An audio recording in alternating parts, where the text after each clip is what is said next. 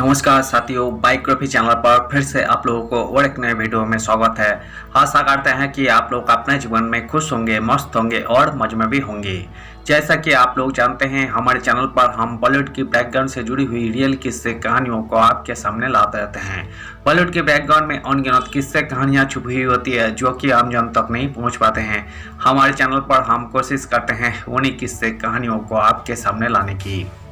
तो चलिए कहानियों पे चलते हैं, शुरू करते हैं बॉलीवुड के बैकग्राउंड से जुड़ी हुई और एक नए किस्से। मधुबाला, जिन्हें देखकर शम्मी कपूर अपने डायलॉग तक भूल जाते थे।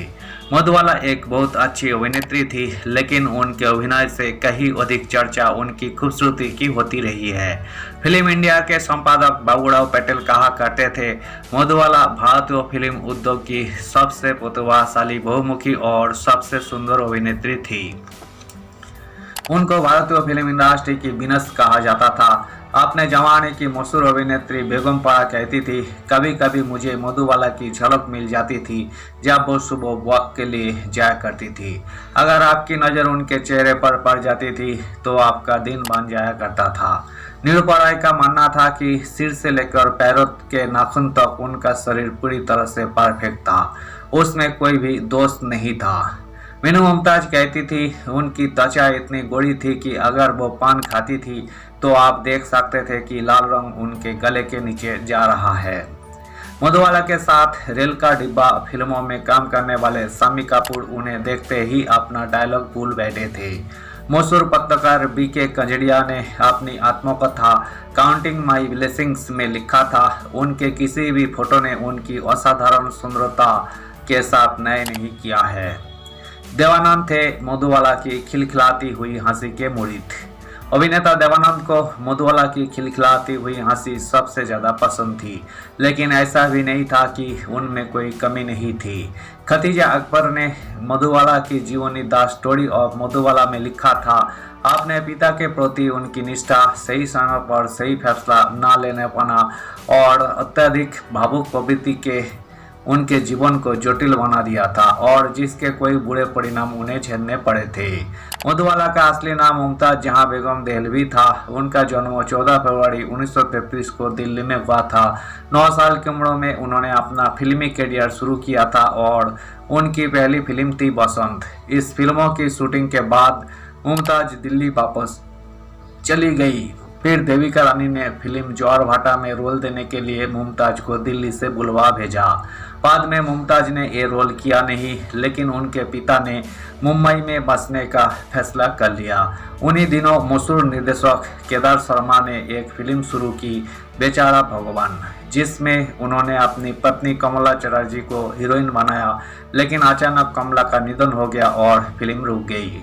सदमे से उबरने के बाद केदार शर्मा ने यह फिल्म बनाने का फैसला किया और बाल कलाकार मुमताज को अपने असिस्टेंट राज कपूर के साथ बतौर हीरोइन ले लिया और मुमताज का नाम बदलकर मधुबाला रख लिया। फिल्म का नाम भी बदलकर रखा गया नीलकमल। सन 1949 में मधुबाला की फिल्म महल ने उन्हें नए नए आजाद हुए मुल्क के नौजवानों के सपनों की मलिका बना दिया। राजकुमार केशवानी अपनी किताब दास्तान-ए-मुग़ल आज़म में लिखते हैं, झूले पर झूलती हुई एक शेख हसीना और बार बार पास आकर भी नज़रों से ओझल होता वो परिनुमा चेहरा। इस फिल्मों ने बॉक्स ऑफिस पर सफलता के झंडे तो गाड़े ही, लेकिन उसी के साथ मधुबाला को किसी भी फिल्म की सफलता की गारंटी भी बना दिया। बॉलीवुड में थी रोल मिलने की संभावना। इस बीच न्यूयॉर्क की थिएटर आर्ट्स पत्रिका ने एक लेख के साथ मधुबाला का चित्र छापा, जिसका शीर्षक था, दुनिया की सबसे बड़ी स्टार जो कि बेवरली हिल्स में नहीं रहती है। 3 बार के ऑस्कर विजेता फ्रैंक कपड़ा एक फिल्म समारोह में भाग लेने मुंबई आए। मूवी टाइम्स के संपादक बीके कंजड़िया अपनी पत्रिका का एक अंक लिए कपड़ा का इंटरव्यू लेने गए। उस पत्रिका के मुख्य पृष्ठ पर मधुबाला की तस्वीर छपी हुई थी।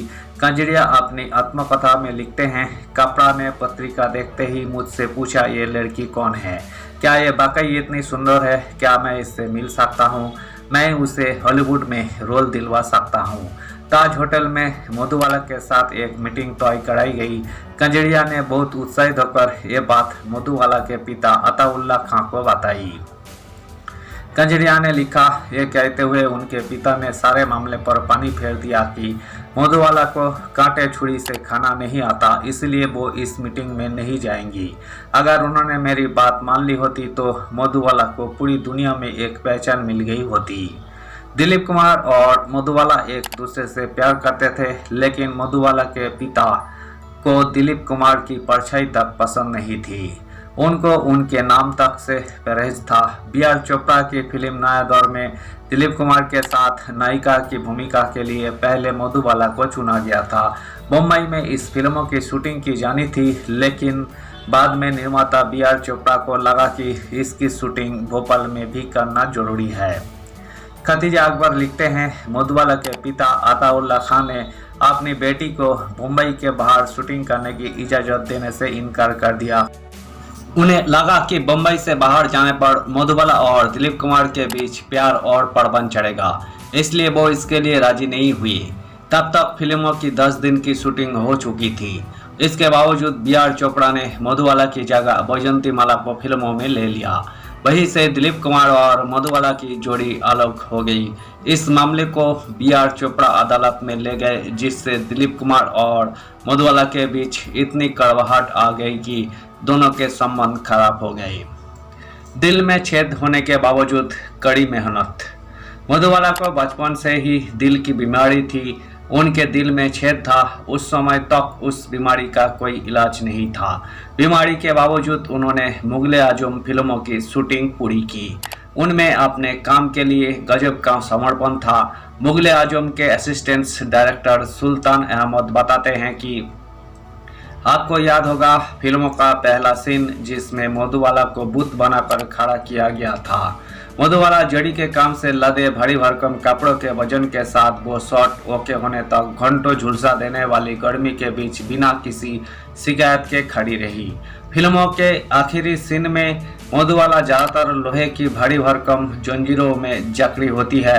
राजकुमार केशवानी लिखते हैं, जंजीरें इस कदर भारी थी कि वो जब जब उन्हें पहनकर खड़े होने की कोशिश करती तो घुटने के बल गिर पड़ती, लेकिन उन्होंने हिम्मत नहीं हारी और अपनी पूरी ताकत लगाकर काम को अंजाम दिया।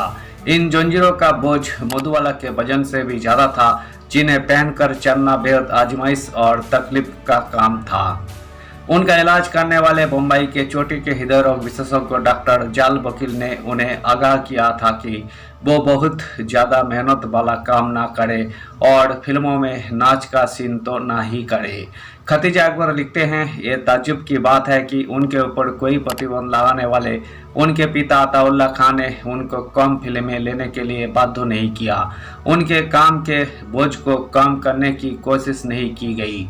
उन्होंने गेटवे ऑफ इंडिया और मुगले आजम फिल्मों की रात में भी शूटिंग की। किसी भी निर्माता ने मधुबाला के काम के बोझ को कम नहीं किया। नाचना, पानी में भीगना और पैरों में जंजीर पहनकर चलना, मधुबाला ने सब कुछ किया। कई बार ऐसा भी हुआ कि वो काम करते करते बेहोश हुई, लेकिन ठीक होते ही उन्होंने फिर काम करना शुरू कर दिया। किशोर कुमार से बेमेल शादी। उन्होंने पहले ही एक शादी कर चुके किशोर कुमार से शादी करने का फैसला किया। किशोर इलाज के लिए उन्हें लंदन ले गए। डॉक्टरों ने उन्हें भारी और तनाव वाला काम करने से मना किया। उनको बच्चे ना पैदा करने की सलाह दी गई। डॉक्टरों ने उन्हें ठीक हो जाने की कोई उम्मीद नहीं दिखाई। उनको बताया गया है कि वो 10 साल भी जीवित रह सकती है और 1 साल में भी उनकी मौत हो सकती है। वो इस एहसास के साथ मुंबई लौटी कि उनके पास बहुत अधिक समय नहीं बचा है। अपने जीवन के अंतिम 9 साल वो तिल तिल कर मरती रही।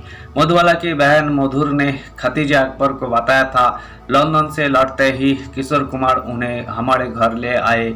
उन्होंने कहा कि वो बहुत व्यस्त है और मधुबाला के लिए उनके पास समय नहीं है। मधुबाला को इसका बहुत बुरा लगा। वो गंभीर रूप से बीमार थी। उनको उस समय अपने पति की जरूरत थी। किशोर कुमार ने उनके इलाज का सारा खर्चा उठाने की पेशकश की, लेकिन क्या ये काफ़ी था? किशोर उनसे फ़ोन पर बात करते, लेकिन धीरे धीरे किशोर का उनसे मिलने आना कम होने लगा। खतीजा अकबर लिखते हैं, ये एक बेमेल शादी थी जो जल्दबाजी में की गई थी। इस शादी से उन्हें कभी खुशी नहीं मिली। मधुबाला को किशोर से अत्यधिक प्रेम की दरकार थी, जो उन्हें उनसे नहीं मिला। अंत तक बना रहा सौंदर्य और आकर्षण। मधुबाला का किशोर कुमार से शादी करने कारण प्यार नहीं था। किशोर कुमार की तीसरी पत्नी लीना चंदावरकर का मानना था कि जब मधुबाला को इस बात का एहसास हो गया कि दिलीप कुमार से उनकी शादी नहीं हो सकती, तो उन्होंने ये जताने के लिए कि वो किसी से भी शादी कर सकती है, उन्होंने एक ऐसे शख्स से शादी की जिन्हें वो ठीक से जानते भी नहीं थी। मधुबाला का किशोर कुमार से शादी करने का जो भी कारण रहा हो, प्यार उसका कारण नहीं था। उनके अंतिम समय में दिलीप कुमार उनसे मिलने गए। उनका कहना था बीमारी की हालत में भी वो उतनी ही आकर्षक लग रही थी। उनसे मिलने वालों में बीके कंजरिया भी थे। उन्होंने लिखा, उनका चेहरा पीला पड़ा हुआ था, वो कमजोर जरूर हो गई थी, लेकिन वो तब भी सुंदर लग रही थी। अपने 36वें जन्मदिन के 9 दिन बाद 23 फरवरी 1969 को मधुबाला ने मौत के साथ संघर्ष छोड़ दिया और हमेशा के लिए अपनी आंखें मूंद ली।